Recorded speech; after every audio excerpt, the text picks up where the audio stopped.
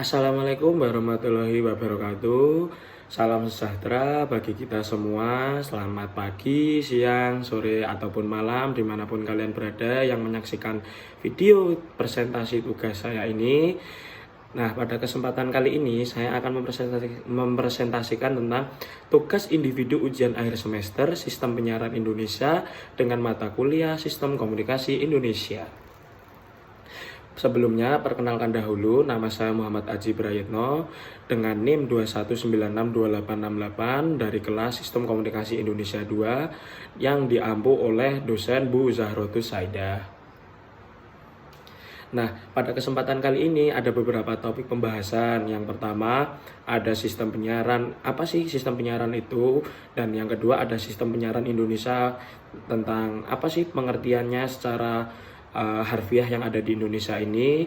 Yang ketiga ada sejarah penyiaran yang ada di Indonesia, mungkin terkait sejarah berdirinya sistem penyiaran di Indonesia atau apapun itu. Yang selanjutnya yang keempat ada migrasi TV analog menuju TV digital. Yang kelima ada studi kasus, dan yang terakhir ada pendapat saya tentang studi kasus tersebut. Yang pertama adalah sistem penyiaran. Sistem penyiaran adalah suatu struktur organisasi yang mencakup berbagai elemen dan mekanisme yang berperan dalam menyalurkan pesan, informasi, dan konten melalui media penyiaran kepada khalayaknya atau publik atau audiens. Dr. Emmanuel Levy, seorang pengamat media, mendeskripsikan sistem penyiaran sebagai platform komunikasi yang vital untuk menyebarkan berita, informasi, hiburan, dan pemikiran dari produsen atau pembuat konten kepada konsumen atau penonton. Menurutnya, sistem ini juga memiliki peran penting dalam membentuk opini publik dan memengaruhi pandangan masyarakat terhadap isu-isu tertentu. Yang selanjutnya adalah sistem penyiaran Indonesia. Sistem penyiaran Indonesia adalah struktur organisasi dan jaringan media yang berperan dalam menyalurkan pesan, informasi, dan konten media kepada masyarakat Indonesia melalui berbagai saluran penyiaran. Sistem ini mencakup sejumlah elemen yang berperan penting dalam mengelola, menghasilkan, dan menyampaikan konten media kepada audiens. Sejarah dalam sistem penyiaran televisi Indonesia dimulai dari awal mula 1952 hingga 1966. R. Maladi mengajukan gagasan untuk mendirikan stasiun televisi Indonesia, akan tetapi gagasan itu gagal karena pada masa itu kabinet menilai terlalu mahal. Pada tahun 1953, Departemen Penerangan sudah mulai meninjau penyediaan siaran televisi dari penawaran berbagai negara. Tahun 1955, saat masyarakat Indonesia pertama kali menyaksikan demonstrasi televisi. Televisi pertama di Indonesia dibawa dari Uni Soviet pada saat pameran perayaan Yogyakarta yang ke-200 tahun. Uji coba siaran televisi pada masa itu dilaksanakan pada tanggal 17 Agustus 1962 yang dilakukan dengan liputan langsung saat perayaan HUT RI ke-17 dari Istana Merdeka Jakarta. Pada masa Orde Baru hingga pasca reformasi, sistem penyiaran televisi kini kian berkembang mulai dari penghapusan monopoli TVRI, lahirnya berbagai stasiun televisi baru hingga penghapusan kewajiban penggunaan decoder bagi siaran televisi swasta untuk menjadi saluran utama, dan masih banyak lagi perkembangan lainnya. Nah, yang selanjutnya adalah migrasi penyiaran di Indonesia. Migrasi TV analog menuju ke TV digital sudah dilaksanakan dan dilakukan oleh pemerintah pada 3 November tahun 2022. Pemerintah sudah memutuskan hal ini untuk mengalihkan siaran televisi analog ke digital atau analog switch off atau yang biasa disebut ISO. Dr. Hayu SIP MSI MA pakar dan dosen ilmu komunikasi Visipol UGM berpendapat migrasi dari televisi analog ke televisi digital memang diperlukan. Pertama, dengan jumlah spektrum frekuensi digital yang berlipat, maka dapat digunakan untuk memenuhi kebutuhan masyarakat dalam menyelenggarakan penyiaran, terutama penyiaran komunitas dan penyiaran publik yang selama ini cenderung terabaikan. Ketua Prodi Magister Ilmu Komunikasi Visipol UGM ini menandaskan adanya manfaat keuntungan perpindahan siaran TV analog ke TV digital dan sebaliknya. Dengan jumlah spektrum frekuensi digital sangat banyak, maka dapat digunakan untuk memenuhi kebutuhan penyiaran. Kondisi ini berbeda dengan frekuensi analog selama ini yang tidak mampu memenuhi permintaan pendirian TV baru. Migrasi ke digital memunculkan usaha-usaha baru yang membuka lapangan kerja bagi masyarakat. Industri terkait ini antara lain pengelolaan multiplexing, produksi set-top box, pesawat TV digital, konten provider, dan lain-lain. Kemudian kualitas siaran TV digital dalam arti kualitas audiovisual jauh lebih bagus dibandingkan TV analog. Nah, selanjutnya teman-teman kita akan membahas tentang tema studi kasus. Nah, studi kasus yang saya angkat ini adalah masih banyaknya tayangan yang kurang pantas bagi anak-anak. Salah satu contohnya masih banyak sinetron yang tidak mendidik bagi anak. Hal tersebut berdampak bagi anak-anak dan mempengaruhi perilaku serta karakter anak. Adapun dampak yang dapat ditimbulkan yaitu meniru adegan yang ditonton di televisi seperti memaki, menghina, hingga melakukan kekerasan. Yang kedua adalah meniru gaya hidup hedonis. Selanjutnya konsumtif karena mudah terpengaruh rayuan iklan-iklan yang ada di televisi. Ya, selanjutnya adalah tidak empati atau tidak peka saat melihat adegan kekerasan.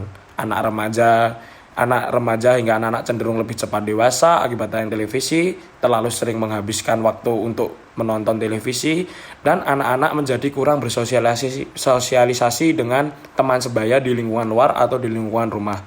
Nah, kecanduan karena penasaran melihat sinetron yang ditonton ini mungkin lebih dapat dikhawatirkan karena hal ini dapat menimbulkan menurunnya semangat belajar anak-anak yang mereka habiskan waktunya hanya untuk menonton televisi yang mana ada rasa ingin tahu tentang kelanjutan atau selanjutnya dari sinetron tersebut. Karena pada dasarnya anak-anak ini memang memiliki rasa ingin tahu dan rasa penasaran yang cukup tinggi.